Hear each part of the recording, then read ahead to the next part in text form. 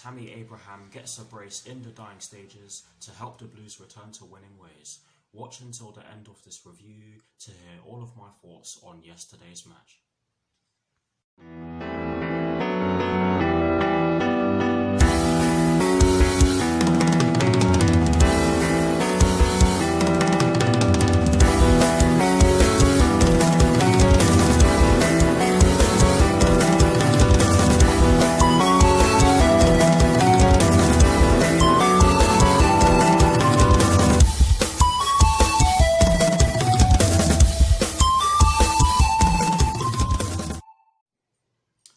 Hello people, welcome to my channel, welcome to another video.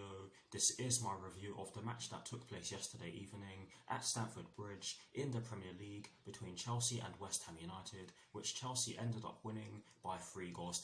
So what I'm going to do for you guys in terms of this review is that firstly, I will be giving you guys the lineup that Frank Lampard fielded at the start of yesterday's match. I'll then be giving you guys my thoughts on the match itself, and as always, I'll be giving you guys the positives and the negatives in which I took from the match. And lastly, I'll be giving you guys my thoughts on Chelsea's upcoming Premier League fixture, which will be taking place on Boxing Day against Arsenal at the Emirates Stadium in the Premier League, of course, with kickoff at 5:30 PM UK time. So without further ado, let's get straight into this review.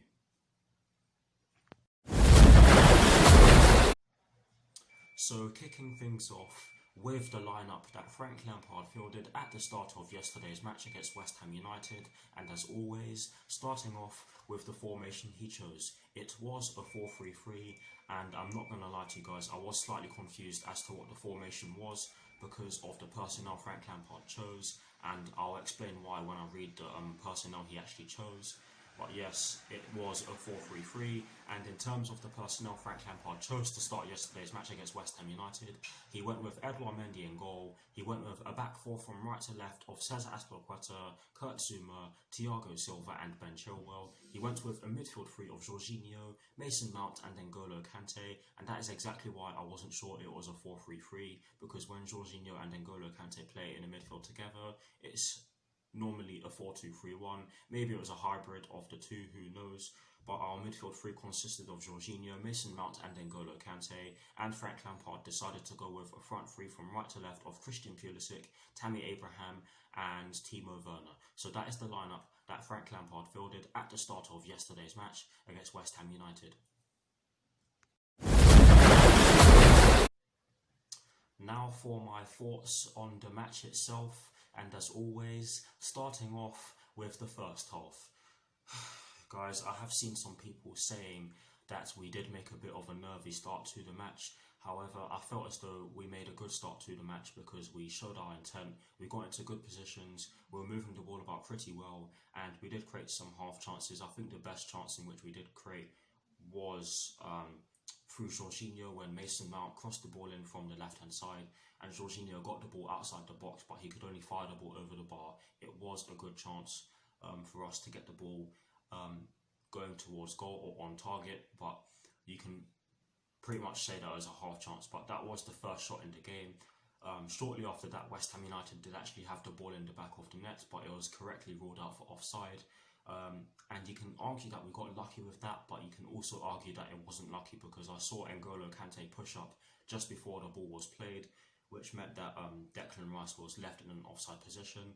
So there's a bit of a argument there, but I did feel that we made a good start to the match, and in the 10th minute we showed that. Great goal from Thiago Silva. I love seeing headers like that. It was an absolute bullet of a header from him, and an absolute peach of a cross from Mason Mount from the corner flag, from the right hand side that is.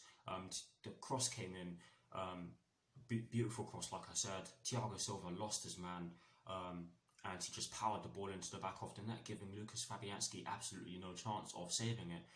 He barely even moved. But yes, for me that was a deserved lead for the way we were playing. And that did us sorry for stuttering, guys. That did actually settle us down for the next 10 minutes. But after that, we did look a bit shaky. We did allow West Ham United let me slow down. We did actually allow West Ham United a load of space, and they did exploit it brilliantly. However, they didn't really test Edouard Mendy, and our defence knew what they were doing, thankfully. One thing I did miss is that Ben Chilwell actually had to go off because Jared Bowen tackled him, and he must have done something to his ankle. Hopefully he's not out for a long time, because Ben Chilwell is a crucial player for us. Emerson did actually do really well yesterday, just to say, because he did actually come on for Ben Chilwell. But yes, after the 20th minute, we didn't really have too many good chances. However, we did have some chances to put the ball into the back of the net. The best one coming through Timo Werner after Christian Pulisic set him free after a great driving run through the heart of their midfield. Honestly, guys, I don't understand how Timo Werner missed this chance, but it's clear to see that he's not feeling confident just now, and hopefully he scores very soon, because we do need him firing on all cylinders. But yes, it was a glorious chance for us, and overall though, I did feel as though it was a decent first half. However, West Ham United were in it, and they could have scored very easily had they put the ball, had they got their shots on target. That's what I was trying to say. But yes, I felt as though it was a decent first half performance from us. Now for my thoughts on the second half. Oh dear, guys, we did not make a good start to the second half. I felt as though West Ham United were coming at us. I did feel that we were getting into good positions, but we were allowing West Ham United to get into good positions as well, and they could have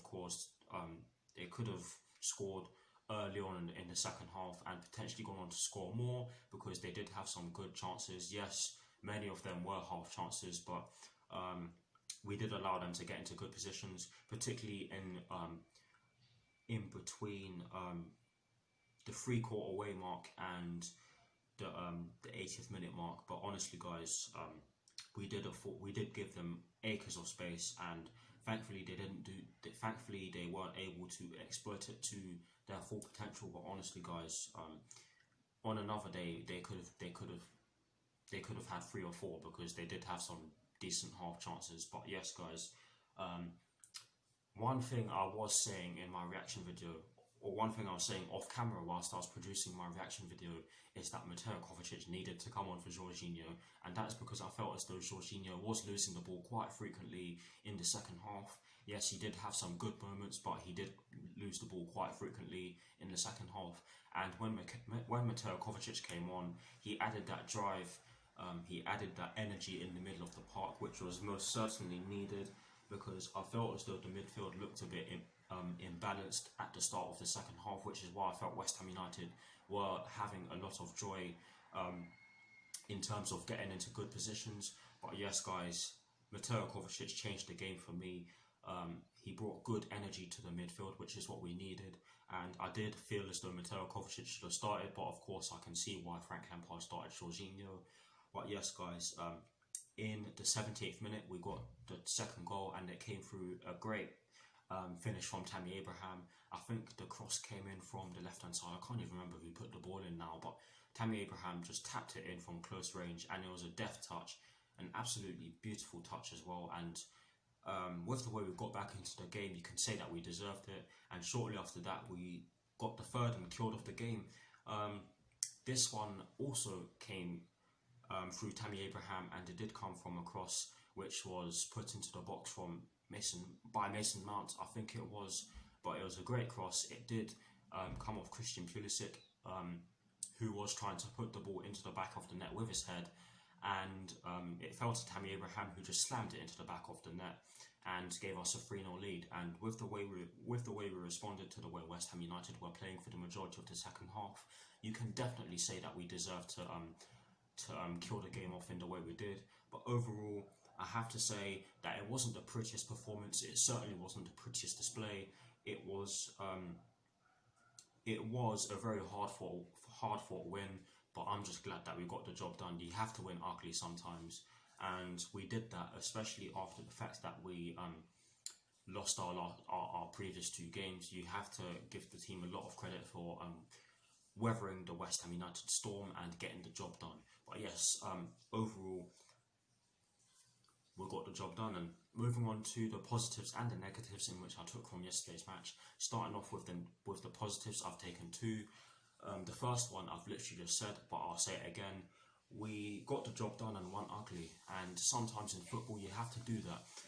Moving on to the second positive in which I took from yesterday's match.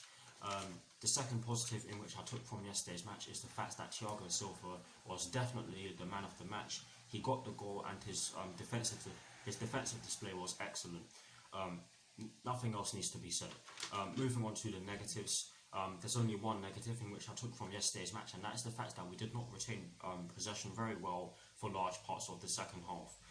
And that is pretty much the main reason as to why I felt as though West Ham United were getting so much joy in terms of getting into good positions and getting some decent chances in the second half. But thankfully we were able to weather their storm and get back into the ascendancy and kill them off. But yes, that is it for my thoughts on yesterday's match against West Ham United. Please guys, do put your thoughts on the match in the comment section below, and as always guys, I will do my very best to respond. Now, to conclude this review, I am going to give you guys my thoughts on Chelsea's upcoming Premier League fixture, which will be taking place on Boxing Day at the Emirates Stadium against Arsenal, with kickoff at 5:30 PM UK time. Honestly guys, I do believe that we can get the job done against these lot. However, I don't believe that this will be an easy game for us, because it is of course a big game, and Arsenal more often than not turn up against us, and they more often than not turn up against us when they are not in a good position. And the best example I can give you guys of them doing so is the 2020 FA Cup final, when loads of people were tipping us to batter them or wipe the floor with them, but they could have so easily wiped the floor with us. But what they did do in the FA Cup final is that they convincingly beat us. We took the lead in that game, but we fell off.